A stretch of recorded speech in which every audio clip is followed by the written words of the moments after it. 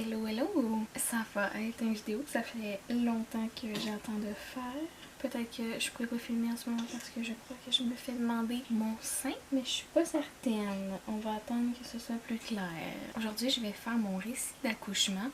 C'est des vidéos que, avant d'accoucher, je regardais constamment. C'est des vidéos que même après avoir accouché, je regarde parce que c'est très intéressant. Puis on dirait que pour moi, c'est quelque chose de complètement surréel, donner naissance, même après l'avoir fait. Puis j'adore entendre les histoires des autres mamans. À chaque fois que je vois, maintenant en étant maman, même avant d'être maman, chaque fois que je regardais une maman, j'étais comme voir qu'elle a vécu ça, c'est quelque chose. Puis même là, après l'avoir vécu, je réalise que c'est encore plus gros que ce que j'imaginais que c'était. Fait que on est 2 semaines postpartum présentement, 3 demain. J'ai un petit bébé de 3 semaines dans mes bras. Je suis désolée de mon look, mais écoutez, en tant que nouvelle maman, on prend le temps quand il passe. Je sors de la douche, puis mon bébé est comme en train de somnoler. Alors, je vais prendre le moment pour faire cette vidéo-là. Je vais manquer de batterie.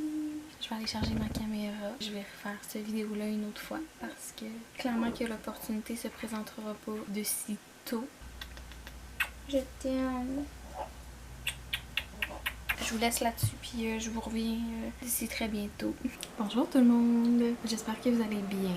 En fait, rebonjour, parce que le dernier clip, j'ai comme un peu introduit la vidéo d'aujourd'hui. Fait que je vais faire mon récit d'accouchement. Ma caméra est bien chargée maintenant, là, fait qu'on n'a pas à s'inquiéter pour ça. Fait que pour vous mettre un peu en contexte, je suis présentement 3 semaines postpartum. J'ai eu mon bébé il y a 3 semaines. Hello! C'est moi du futur. On est présentement le 19 août 2024. On est 1 an après que j'avais filmé cette vidéo-là. Oups! En fait, je l'avais édité, mais je l'avais jamais posté parce que j'avais fini de l'éditer beaucoup trop tard. Puis je me suis dit, fuck off, ça fait trop longtemps, il y a personne qui veut voir ça. Puis récemment, j'ai mis une story sur Instagram parce que je regardais mes vieux vlogs. Puis je m'étais rappelé que j'avais édité cette vidéo. Puis que je l'avais jamais posté. Fait que j'ai demandé si ça intéressait quelqu'un et j'ai eu 100% de réponse pour oui. Alors, je termine de l'éditer présentement. Puis je vais le poster pour que vous puissiez le voir. Fait que bonne écoute. 3 semaines et 2 jours. Vers le début de la 2e semaine, ça commençait à mieux aller émotionnellement et physiquement et tout ça. Là, on dirait qu'on se remet d'un accouchement, en même temps on s'occupe de quelqu'un de nouveau. C'est quelqu'un qui dépend sur nous à temps plein, 24 heures sur 24. On les connaît pas, on sait pas ce qu'on fait en tant que nouvelle maman, là. Mettons moi, là. On sait pas ce qu'on fait, on apprend puis tout, c'est vraiment difficile, mais on dirait que là, on recommence à un peu reprendre le dessus, fait que ça fait du bien. Jamais que je serais prête à dire que je me sens 100% comme je me sentais avant. Je pense pas que je vais jamais me ressentir comme avant. Je suis une maman maintenant, fait que c'est correct. C'est mon nouveau rôle. Ben, sans plus tarder, on va commencer. Je sais pas si vous avez regardé mon dernier vidéo qui était mon 3e journal de grossesse, mais j'avais expliqué un peu comment... Ben, en fait, j'ai vlogué en allant à mes rendez-vous de suivi, mes derniers rendez-vous de suivi, puis j'expliquais comment je dilatais et tout ça. Mais pour revenir en arrière un petit peu, dans le fond, pour ceux qui ont jamais écouté mes vidéos, qui connaissent pas vraiment mon histoire, je suis tombée enceinte en décembre passé. Dans le fond, on a un écho. Quand on est enceinte, on a notre premier écho à 12 semaines. Fait qu'on s'en va à notre écho de 12 semaines, puis on arrive là, puis là, le médecin est comme « Ah, je pense que vous avez des jumeaux. » Fait que là, on cherche des jumeaux dans mon ventre. Puis là, elle est comme « Je vois 2 poches, je vois juste un bébé, je comprends pas. » Finalement, après genre une demi-heure, elle a comme réalisé parce que... Excusez, je pensais que j'entendais mon bébé pleurer. J'entends mon bébé pleurer, c'est pas bon. Tout est sous contrôle. Oui, c'est ça. Donc, on est arrivé à mon écho de 12 semaines après quelques minutes et tout. On s'est fait dire que j'avais un utérus septé. Fait que ce que ça veut dire, c'est que j'ai une membrane dans mon utérus en plein milieu qui descend, qui sépare mon utérus en deux. Il y a 2 sortes d'utérus comme ça. Il y a bicorne puis il y a septé. Septé, ça veut dire que la membrane va pas jusqu'au col. Il y a genre un petit espace. Puis bicorne, ça veut dire qu'il est vraiment séparé en deux. C'est comme quasiment 2 utérus. Fait que moi, c'est septé. Fait que j'ai une membrane dans le milieu, ce qui fait que bébé a moins de place pour bouger, grandir, tourner, faire toutes les affaires qu'un bébé fait dans un ventre. Fait qu'on m'a dit que mes chances d'avoir une césarienne étaient très élevées parce que souvent les bébés dans une utérus septé se présentent en siège, fait qu'ils réussissent pas à se tourner tête en bas pour sortir vaginalement, vu le manque de place. Fait que là, moi, dans ma tête, 12 semaines, je me disais, ah, elle va se tourner, c'est sûr, là, elle va avoir de la place, là, voyons. Je vais être le cas pas normal, là. Fait que finalement, le temps avance, puis j'ai des échos, puis j'ai des échos, puis j'ai des échos, puis elle se tourne pas. Fait que là, mon écho de 36 semaines était toujours pas tourné. Puis moi, j'étais terrifiée d'avoir une césarienne parce que c'est une grosse opération. Je veux dire, on se fait ouvrir l'abdomen. La guérison est pas toujours facile. Ça peut infecter. Il y a des risques d'hémorragie. En plus que moi, je voulais vivre vraiment un accouchement où est-ce que, tu sais, je travaillais fort pour amener mon bébé dans ce monde, là, tu sais. Puis pour moi, c'était vraiment important. Je vois beaucoup l'accouchement comme quelque chose de naturel. Puis pour moi, une césarienne, c'était beaucoup médical. Fait qu'on dirait que ça me faisait moins triper. J'étais arrivée à mon écho de 36 semaines, puis la gynéco m'a demandé qu'est-ce que je voulais faire. Dans le fond, si je voulais me céduler une césarienne ou si je voulais essayer d'accoucher mon bébé en siège. Parce que cette île est l'offre, il l'offre pas partout. Fait que je me suis dit, je vais l'essayer. Si ça finit par tomber en césarienne, ça tombera en césarienne. Mais personnellement, je me vois pas me céduler une césarienne. Fait qu'elle a dit parfait, on te laisse rentrer en travail. Puis quand tu rentres en travail, on regardera si tout est toujours beau. Puis on fera ça un accouchement en siège, vaginalement. J'étais comme parfait. Après ça, j'ai eu mon rendez-vous de suivi avec mon médecin. Ils m'ont fait un examen de col. J'étais ouverte à 1 cm, effacée à 50. Ce qui est pas beaucoup, surtout pour moi, parce qu'à 23 semaines, j'ai été mis au repos parce que mon col était mince. Puis j'étais comme quasiment ouverte à 1 depuis 23 semaines, puis j'étais déjà effacée, mon col était mince, en tout cas. Fait que j'étais comme, bon ben j'ai pas vraiment de travail de fait vu que mon col est déjà comme ça naturellement. Fait que fast forward la semaine d'après, mon rendez-vous de suivi de 37 semaines, j'ai encore un examen du col, je suis ouverte à 2, puis je suis effacée à 90. Fait que mon médecin, c'était mon médecin de suivi à moi qui m'a suivi toute ma grossesse qui était de garde cette semaine-là. Elle me dit ton col est vraiment favorable à l'accouchement, je suis sûre qu'on se revoit cette semaine pour que t'accouches. Puis tout. Fait que là, moi, j'étais comme, je pense pas, là, tu sais, première grossesse, souvent on se rend à 40, quasiment 41, là, des fois. Fait que j'étais comme, ça peut être long. Fait que là, à ce rendez-vous de suivi-là, j'étais à 37,5. 2 jours après, je suis tombée à 38.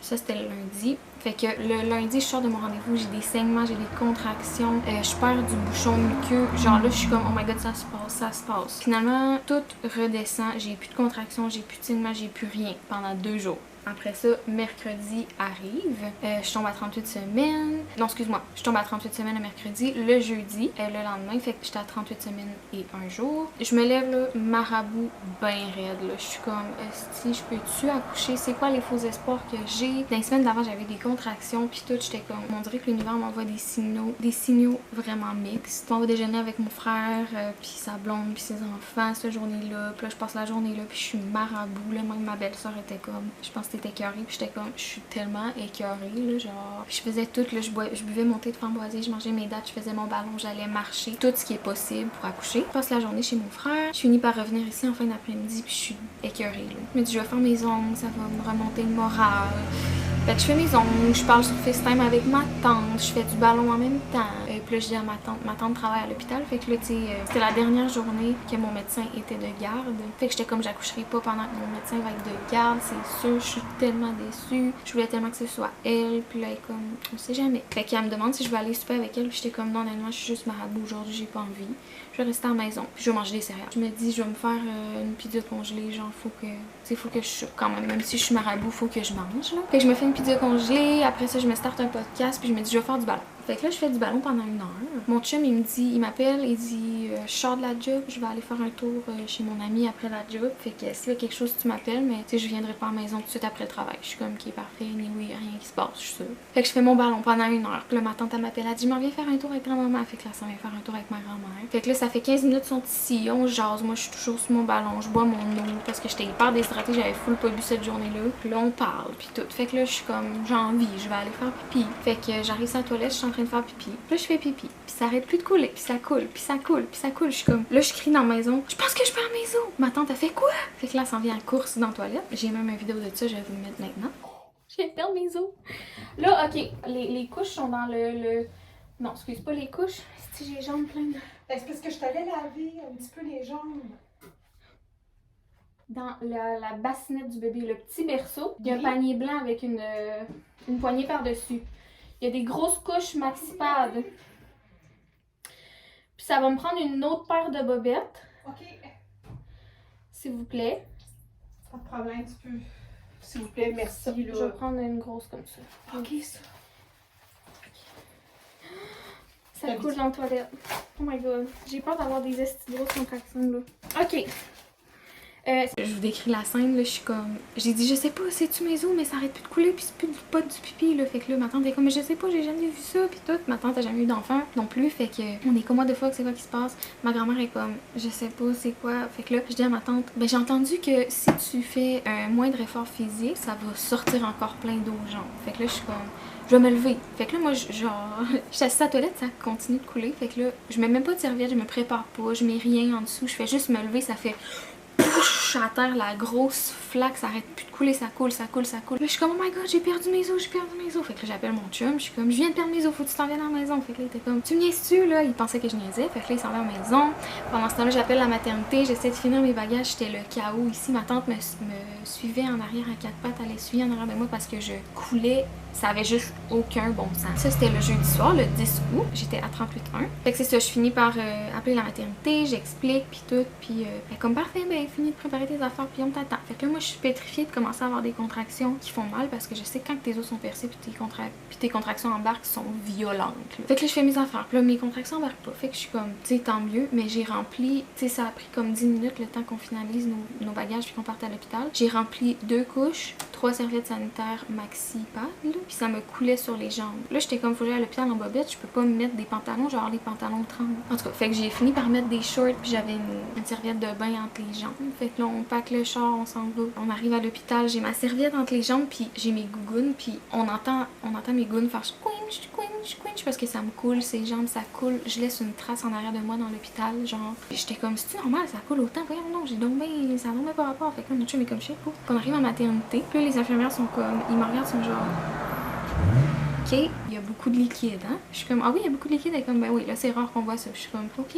Fait que, elle me set up dans la salle d'accouchement, puis tout à fait mon intraveineuse. Elle prend ma pression, elle met mon piqué, elle me met en jaquette, puis tout. Puis je vais aller appeler le médecin. Fait que là, elle s'en va appeler le médecin, elle rentre dans la chambre en riant, elle dit, le médecin m'a demandé au téléphone si on était sûr que c'était du liquide amniotique. L'infirmière a dit, j'ai répondu, ben, rentrez avec une serviette de bain entre les jambes, si ça peut te donner une idée. Le médecin était comme, ok, c'est bon, je m'en viens. Fait que le médecin arrive, c'est ma médecin de suivi, je suis comme, yeah, je suis tellement contente de te voir. Puis là, les deux, on est comme, yes, on le savait. Elle fait mon examen du col, puis je suis toujours dilatée et effacée au même stade qu'à mon rendez-vous de suivi il y a 3 jours avant ça. Rendu là, ça faisait peut-être 2h30 que j'avais crevé mes os, puis j'avais eu 0 contraction. Fait que là, elle était comme, ton travail commence pas. Ça, c'est quelque chose à regarder. Fait que là, je suis comme. Moi, j'étais juste trop genre. Fait que j'avais même pas remarqué que j'avais même pas commencé à avoir des contractions. Fait que là. Ah oui, il faut que je fasse une petite parenthèse. Elle fait mon examen du col avec ses doigts comme ça, puis ils vont toucher, puis ils vont checker. Quand elle a enlevé ses mains, ça a fait genre. De liquide amniotique. Genre, ça. Mon lit au complet était trempe. Là. Les infirmières étaient comme. What the fuck, là. Ma bédaine avait genre diminué de 50%. Puis à mes échos, ils me le disaient, les gynécos, j'avais beaucoup de liquide. Fait que j'étais comme. Fait que finalement, ils collent le gynéco de garde parce que moi j'avais un bébé en siège. Un bébé en siège veut dire accouchement par un gynéco et non par un médecin de garde. Parce que si j'accouche en siège vaginalement, c'est un gynéco qui m'accouche. Puis si j'ai une césarienne, c'est un gynéco qui m'accouche. Si c'était un gynéco qui m'accouchait, peu importe. Fait qu'il appelle le gynéco de garde. Fait qu'il arrive, il me fait mon écho pour voir si le bébé est toujours tête en haut. Il me dit oui, mais il dit tout est beau, fait qu'on peut accoucher en siège. Il dit là, par exemple, il était rendu genre 11h le soir, j'avais crevé mes os à 8h. Il dit là, ça fait comme 3 heures, ton travail n'a pas commencé. Fait que là, il dit ce qu'on va devoir faire, c'est de te starter sur le pitocine pour que ton travail embarque, tu sais. Fait que là, je suis comme ok. Il dit mais là, vous avez pas dormi, vous êtes fatigué, il n'y a pas d'anesthésiste, il y a pas de personnel la nuit, tu sais. À l'hôpital pour faire des accouchements, il va falloir appeler tout le monde. Puis il dit ton travail commence pas. Fait qu'il dit moi ce que je ferais c'est que je vous enverrai vous reposer, dormir la nuit. Puis demain matin on te starte sur le pitocine, sur un corps bien reposé. Puis tout. Fait que là je suis comme ok parfait. Fait qu'il nous envoie dans une chambre de maternité. Je suis tellement dégueu. Je me fais monitorer. Parce que quand je suis arrivée, ils m'ont monitoré, puis ils se sont rendus compte par après que ça marchait pas la machine là-bas. Fait que là, ils m'ont refait un petit monitoring de 20 minutes. Mais juste pour vous mettre un peu à jour, il est maintenant 10h30. J'ai perdu mes os à 8h environ. Ouf. J'ai pas vraiment de contraction, puis ça fait. Désolée, l'infirmière vient de venir. Mais ouais, ça fait presque 2 heures que j'ai rompu mes os. Ça fait presque 2 heures, ça fait définitivement 2 heures. Puis j'ai juste quelques contractions. Je suis seulement ouverte à 2+, face à 90 comme à mon rendez-vous cette semaine. Ils ont dit qu'elle allait me... Contraction. Ils ont dit qu'elle allait me laisser me reposer cette nuit, voir si le travail commence tout seul. Si le travail commence pas tout seul cette nuit, demain matin, ils vont me starter sur la l'oxytocine / pitocine. Je pense que c'est la même affaire. Je suis tellement fatiguée. Mais bon. Puis si ça n'avance pas plus avec ça, il me faut une césarienne demain parce que, comme vous savez, j'ai un bébé en Syrie puis on peut pas trop niaiser. Fait que, ben là, à date, j'ai eu 2 bonnes contractions. Elles sont pas longues, mais ils font définitivement plus mal. Fait que voilà, mon chum est parti se laver à la maison vu qu'il y a rien qui se passe. Puis il revenait de la job, il était crotté bien raide, fait que pas mal ça, il est parti chercher des oreillers, des couvertes, des snacks, puis tout. On tient bon, je vais essayer de me reposer parce que je suis fatiguée. Pendant que je suis pas trop en douleur, puis pendant qu'il y a pas grand chose qui se passe, fait que à plus. On se couche, on dort. À 6h du matin, ils viennent nous trouver. J'ai eu genre peut-être 3 contractions pendant la nuit, là, puis c'était rien de genre full intense, là, tu sais, genre j'avais des contractions puis j'étais de même comme... Fait qu'à 6h, ils viennent nous chercher, ils nous disent on vous attend en salle d'accouchement. Fait que là, on s'en va en salle d'accouchement. Ils font toujours un monitoring de 20 minutes avant de starter le pitocine. Le pitocine, pour ceux qui ne le savent pas, c'est un hormone qui starte les contractions dans le fond. Fait qu'on arrive en salle d'accouchement, ils me font mon monitoring, puis aussitôt que j'arrive en salle d'accouchement, je commence à avoir des contractions, mais des vraies contractions, là, genre j'étais comme ouh, de même j'étais comme oh my god, ils sont fortes là. On dirait que mon corps savait que c'était comme game time. Fait que là, ils sont comme ok, l'infirmière et le médecin sont comme tu commences à avoir des contractions naturelles, on va attendre un peu de voir si ça continue pis tout, peut-être qu'on n'aura pas besoin du pitocine. Fait que là je suis comme ok, fait qu'on continue le monitoring, donc mon chum, on chill en salle d'accouchement, on parle pis tout. Puis là j'ai une contraction puis elle fait hyper mal, puis on entend le cœur du bébé descendre, descendre, descendre, descendre, descendre, descendre, descendre. On n'entend plus aucun battement. Moi et mon chum, on se met à fucking paniquer. La machine a fait bip, bip, bip. On est comme oh my god, qu'est-ce qui se passe? Puis là ça fait genre tout, tout, tout, tout. Puis ça recommence. Fait que là, l'infirmière elle arrive, elle est comme je vais appeler le médecin. Fait que là, le médecin s'en vient. Dites-vous, j'ai pas eu de pitocine à date, là, c'est mes contractions naturelles. Fait que le médecin rentre avec comme ouais, le cœur du bébé décélère beaucoup. Puis c'est tes premières contractions. T'as même pas starté le pitocine. Fait que c'est tes contractions naturelles, c'est moins fort que les contractions avec le pitocine. Fait que là, je dis ça risque-tu de faire ça tout le long de mon travail? Genre à chaque fois que j'ai une contraction, ça va faire ça. Elle dit ouais, ça risque même d'être pire parce que avec le pitocine, les contractions sont pires. Fait qu'elle dit ce qui arrive dans le fond parce que mon bébé avait deux tours de cordon. Mais ils m'ont dit c'est normal, c'est des affaires qui arrivent souvent puis tu peux quand même accoucher naturellement. Là. Mais elle dit c'est ça dans le fond, quand ton utérus se contracte, ça serre le cordon puis ça enlève l'oxygène à ton bébé. Je suis comme non. Fait que là, j'ai dit, ok, mais là, un premier accouchement, ça peut être long, là. C'est quoi qui arrive si, genre, je suis comme 12, 14 heures, 16 heures en travail, puis à chaque fois que j'ai une contraction, genre, ça fait ça. Et comme, ouais, c'est sûr que ça risque d'arriver, là. Ça peut être ça. Fait que là, je suis comme, est-ce qu'on joue avec le feu? C'est quoi, là? C'est quoi, genre? Et comme, moi, je te dirais, on peut l'essayer. Si on voit que ça marche pas, on va devoir aller en césarienne. Mais elle dit, t'as mon ok pour l'essayer si tu veux l'essayer. Fait que là, je suis comme là, je sais plus, ça me stresse trop, je sais plus. Fait que là, elle dit, garde, je vous laisse le temps de penser, je reviens dans 15 minutes. Fait que là, moi, je fais juste brailler. Je braille. Je suis comme ça se passe pas comme je l'avais imaginé.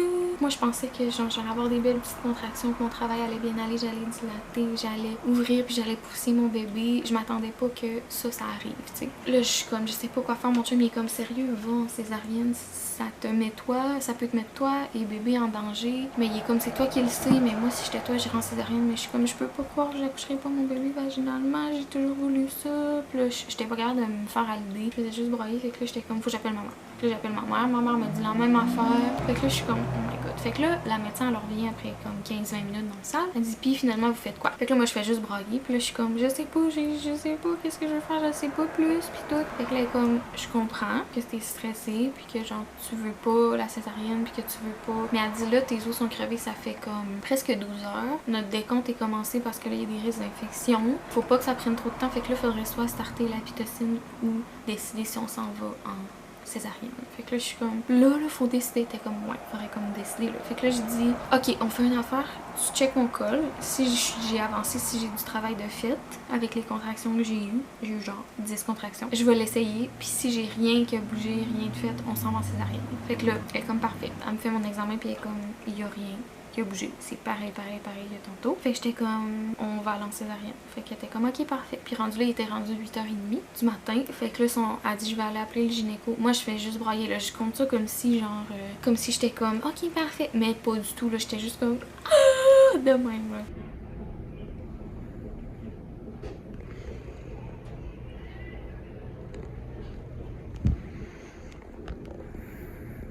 Elle dit je vais appeler le gynéco pour savoir quand est-ce que ça se passerait, mais elle dit dans les prochaines heures tu vas avoir ton bébé. Fait que là je suis comme ok, ça me donne un peu de bonheur. Alors elle appelle le gynéco, elle revient me voir. Il était rendu peut-être 9h à ce point-là. Puis moi je m'étais pas lavé la veille, j'avais perdu mes os, j'avais coulé toute la nuit, j'avais eu un peu de sang, genre je me sentais pas fraîche, je me sentais pas dispo. J'étais comme après une césarienne, combien de temps que je peux pas me laver, je sais pas, mais combien de temps je vais pas être capable d'aller me laver genre physiquement. Fait que là j'étais comme, là elle revient, elle me dit on a une place pour toi à genre 10h30, 11h au bloc opératoire. Fait que là je suis comme parfait, c'est ça. Mais je dis je peux-tu me laver en attendant parce que là, je me suis pas lavée hier, je me suis pas lavée aujourd'hui, je suis dégueulasse. C'était comme y a pas de problème, tu peux aller te laver. Fait que là j'allais prendre une douche, ça m'a un peu calmée. Mais tu sais j'ai quand même braillé de 9h à 10h30, 11h jusqu'à temps que j'aille en césarienne. Fait que le gynéco vient nous voir, il nous explique un peu comment ça va se passer. Après ça, ils reviennent nous chercher dans notre salle de maternité pour nous ramener en salle d'accouchement. Ils sont comme on va te préparer pour monter en haut bloc, il faut mettre une sonde urinaire, il faut te faire prendre un petit shot là, parce que ceux qui ont eu des césariennes vous savez. Un petit genre shooter salé qui vient neutraliser genre ton estomac puis tout pour éviter que tu vomis. Parce que je veux dire quand tu te fais faire une césarienne, ils te tassent les organes, ils te tirent sur les organes. Fait que des fois, c'est comme un peu dégueu. Là. On s'en va en salle d'accouchement, ils me font ma sonde urinaire, puis je suis comme, Chris, ça fait bien mal, j'avais jamais eu de sonde urinaire. Vraiment, là, je m'entendais pas. Puis là, au début, l'infirmière, elle me dit, ça fait pas mal, tu vas voir, ça fait juste pincer au début, puis après ça, tu le sens plus. Je suis comme, non, ça fait mal. Hello! Je me rappelle quand je filmais ce bout-là, je pensais que j'allais revenir sur le sujet un petit peu plus tard, mais finalement, je reviens pas sur le sujet. Ça faisait mal de même. Je sais pas si à cause de ce moment-là, j'ai eu une infection urinaire que j'avais jamais eu de ma vie d'ailleurs. Ou si j'avais déjà une infection urinaire. En tout cas, il y a quelque chose à quelque part qui s'est passé qui a fait que j'ai eu une infection urinaire. Désolée. Il y a quelque chose à quelque part qui s'est passé qui a fait que j'avais une infection urinaire. Fait que je pense que plus tard, vous allez comprendre. J'avais beaucoup de douleurs, j'ai fait des chutes de pression et tout. Je suis pas mal sûre que les deux étaient reliés ensemble. Ils me transfèrent sur une civière, ils m'amènent au bloc opératoire, ils me mettent mon chapeau, l'anesthésiste vient. Moi, je fais juste brailler, là. Dans ma tête, je suis comme, je peux pas croire que je m'en vais en césarienne, c'est genre le pire scénario que je m'étais imaginé, puis tout ça. Fait qu'on arrive au bloc opératoire, l'anesthésiste vient me voir, puis il me parle, puis je suis de même genre. Là, il essaie de m'expliquer comment ça va aller. Lui, il y a d'autres mondes qui attendent. Fait que là, il est comme. Et là, ce qui va se passer, c'est que ça, puis ça. Puis je l'écoute même pas. Je suis comme. Devait être comme. Chris, c'est folle, là. Fait que là, comment ça marche? C'est. Ils m'amènent moi dans la salle d'opération avant mon chum. Puis ils font juste rentrer les chums quand que nous, on est complètement prêtes. Puis ils sont prêtes à nous ouvrir. Fait que dans le fond, moi, j'y vais tout seul. Mon chum attend dans la salle d'attente. Puis là, il faut qu'il me fasse la. Voyons, comment ça s'appelle? Je me rappelle plus du nom. Mais dans la colonne, c'est pas une épidurale. C'est. Tellement désolée. Je suis en train d'écouter la vidéo puis je suis comme what the fuck am I saying? Sérieux. Pareil qu'on était sleep deprived. Je sais qu'une épidurale c'est dans la colonne. Ce que je voulais dire c'est que je parlais d'une rachidienne. Une rachidienne c'est une injection dans la colonne puis une épidurale, mon bébé se réveille. Voilà. Fausse alerte. Une rachidienne c'est une injection tandis qu'une épidurale c'est un cathéter qui administre de la drugs. Ça je voulais dire. Ça s'appelle une rachidienne, la gang. Rachidienne? Ouais, c'est ça. Moi, je pensais que c'était la même chose. Je pensais que c'était une épidurale, mais non, c'est pas une épidurale, c'est une rachidienne. Bref, ils me préparent, ils me font ma piqûre dans le dos. Comment ça marche, là? Je sais pas si c'est pareil pour l'épidurale, mais aussitôt qu'ils te piquent, ils injectent l'anesthésie, t'as 3 secondes pour te coucher. Fait que t'as comme du monde à tous tes membres qui, aussitôt qu'il fait que l'anesthésiste fait genre 1, 2, 3, go! Puis là, genre, tu te fais genre barouater, tu te fais coucher. Puis ça prend, je vous niaise pas, 5 secondes, là, puis tu sens tout dans ton corps, tu peux plus bouger. T'es comme toute molle, toute limpe, tu sens plus rien. Puis genre, ils sont comme, tu sens ça? Puis là, je sens rien, mais j'entends. Fait que là, je suis comme, ils sont en train de me frapper à la jambe. Fait que là, je suis comme, non, je sens rien. Fait qu'ils sont comme, parfait. Puis là, ils sont comme, bouge-moi tes orteils. Mes orteils bougent pas, mais je suis comme, j'y bouge. Ils sont là, ok, non, ça bouge pas, c'est parfait. Fait que là, ils me préparent, ils mettent le rideau, ils préparent mon étoile, là, avec leurs affaires, leurs trucs roses, là. Puis là, ils sont comme, ok, on peut amener le chum. Fait que là, mon chum, il rentre. Puis là, j'ai dit à mon chum, j'avais dit avant, j'ai fucking peur. Fait qu'il va falloir que tu me parles tout le long. Faut pas que je pense à ce qui se passe, ok? J'ai dit, tu me dis n'importe quoi, juste, je veux pas y penser. Fait que là, ils sont comme, ok, ça commence. Mon chum me parle, puis tout. Puis là, Linalo est à côté de moi, puis elle est comme, c'est commencé. Fait que là, je suis comme, qu'est-ce que tu veux dire? Elle est comme, c'est commencé, là, t'es ouverte. Je suis comme, arc. mais je sentais rien. Fait que j'étais comme parfait. Ça tire, tu sens genre ton corps bouger, tu sens du monde tirer, pousser, tu sens tout ça, mais il y a zéro douleur. Fait que là, à un moment donné, j'ai sens vraiment plus haut là où mon estomac, puis là, je suis comme, oh my god, j'ai tellement mal au cœur, je vais vomir. Fait que là, l'inhalo est comme, c'est très normal, c'est souvent ça qui arrive. Premièrement, les médicaments qu'on te donne, ça peut te donner mal au cœur, puis en plus, là, sont en train de comme te jouer proche des intestins. Je suis comme, de l'estomac. Je suis comme, ah, c'est le fun. Je sens le médecin shaker tellement qu'il tire fort, là, tellement qu'il force. Finalement, ils sortent mon bébé, puis là, ils sont comme, elle est sortie, c'est fait. Fait que là, je l'entends pleurer. Ils nous la montrent, puis là, on était comme, oh my god, elle est tellement belle, elle est parfaite. Puis là, on braille, puis tout. Fait que, ils l'amènent, puis ils nous l'avaient dit, le bébé en siège. Puis césarienne, ils ont besoin de plus d'aide en sortant parce que ils ont comme pas la poussée vaginale, là, tu sais, comme quand ils sortent vaginalement, ils sont compressés, les bébés. Fait que le liquide sort par leur bouche puis leur nez. Par césarienne, ils ont pas ça. Fait qu'il faut les aider, il faut aller aspirer le liquide. Fait qu'ils sont comme, on va l'amener là-bas quand tu vas accoucher pour enlever tout le liquide puis tout. Fait que là, ils l'amènent là-bas, ils l'emmaillotent, puis ils viennent me la montrer peut-être un genre 2 minutes puis me la mettre sur moi. Puis là, j'y parlais puis je donnais des petits becs puis elle a passé de genre pleurer à comme pas un mot. Puis là, j'y parlais puis elle était de même. Oh, mon petit peu. Je vais vous mettre des photos. Après ça, dans le fond, il donne le bébé à mon chum, puis mon chum redescend en salle de maternité avec elle en attendant que moi, je me fasse recoudre, puis que j'aille en salle de réveil, puis que je redescende en bas. Il me recoude, ça prend à peu près une quarantaine de minutes, 45 minutes. Après ça, il m'amène en salle de réveil où est-ce qu'il arrête toutes les drogues puis il faut que tu dégèles. Dans le fond, pour partir de la salle de réveil, il faut que tu sois capable de bouger tes orteils. C'est ça qui fait que tu peux sortir de la salle de réveil. Fait que là, je suis en salle de réveil. Puis là, je parle avec l'infirmière qui est là, puis elle est super fine, puis tu sais, on fait juste jaser. Tu sais, aux 15 minutes, elle est comme, t'es capable de bouger tes orteils? Puis là, je suis comme, non, pas capable de bouger mes orteils. Après, genre, peut-être 1 heure en salle de réveil, j'étais pas capable de bouger mes orteils, mais j'étais capable de bouger ma jambe. Fait que là, elle était comme, ok, je comprends pas, mais en tout cas. Elle était comme, je vais attendre pareil que tu sois capable de bouger tes orteils. Il y a une infirmière qui était en bas avec mon bébé puis mon chum qui monte en haut, qui dit, ouais, je pense qu'on va faire descendre la maman. Fait que là, la madame, l'autre infirmière est comme, moi, mais pas capable de bouger ses orteils. Elle est comme, c'est parce que son bébé a vraiment faim. Fait que là, je suis comme, ah, mon bébé a faim. Puis moi, j'allaite, puis je voulais pas qu'on donne de biberon quand j'étais en salle de réveil. C'était vraiment crucial pour moi. J'arrive en bas, après, c'est ça, 1h45 après. À 1h, j'arrive en bas. Mon chum est là dans la salle, dans notre chambre de maternité avec mon bébé, puis genre 2-3 infirmières. Puis là, tout le monde est comme, maman, ton bébé a faim. Puis là, mon bébé est là, puis elle se mange les poings, puis elle est comme, elle veut téter, là. Fait que là, je suis comme, oh my god. Fait que là, il m'amène. Ça se passe tellement vite, là, il me transfère sur le lit, puis direct, il me donne mon bébé, puis elle bloque sur mon sein, elle se met à téter automatiquement. Là. Elle avait faim, elle était prête, elle était comme, là, tout le monde était comme, oh my god, elle prend tellement bien le sein, parfait, ça marche bien.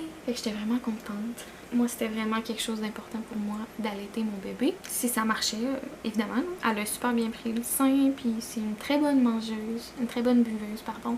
J'ai beaucoup de lait, fait que je suis vraiment contente. Puis moi, je peux comme pas vraiment bouger au lit. Puis comment ça marche avec la césarienne, c'est que la première journée de ta césarienne, il faut que tu sois capable de te lever au moins. Tu sois capable de te lever puis faire quelques pas, retourner coucher. Le lendemain, il faut que tu sois capable de te relever. Il faut tout le temps que tu en fasses un petit peu plus à chaque jour. Fait que là, la soirée même de ma césarienne, l'infirmière est comme, à soir, on va te lever. On va te lever de ton lit puis tu vas aller manger sur la chaise là, genre, tu sais, comme full pas loin. Le lendemain, j'étais comme, j'avais vraiment de la misère puis c'est ça, il m'avait enlevé ma sonde urinaire parce que c'est ça, j'avais plus besoin de sonde urinaire vu que j'étais plus gelée. Fait que là, il fallait que j'aille faire pipi par moi-même, tu sais. Dans cette nuit-là, je me lève pour aller faire pipi. J'arrive à la toilette puis je me sens pas bien, là, je me sens tellement pas bien, je me sens partir, genre je suis comme, oh my god, je file pas. Fait que là, j'étais comme, je vais tomber évanouie, c'est sûr, je tombe évanouie. Fait que là, il était comme, what the fuck? Il appelle l'infirmière s'en vient. Puis là, moi, je suis à la toilette, je suis grise. J'entendais plus rien, je voyais plus rien. Puis elle était comme, ok, tu fais une chute de pression. Fait que là, elle me lève les jambes, puis tout. Elle était tellement fine, c'était ma préférée. Fait que c'est ça, j'avais fait une chute de pression.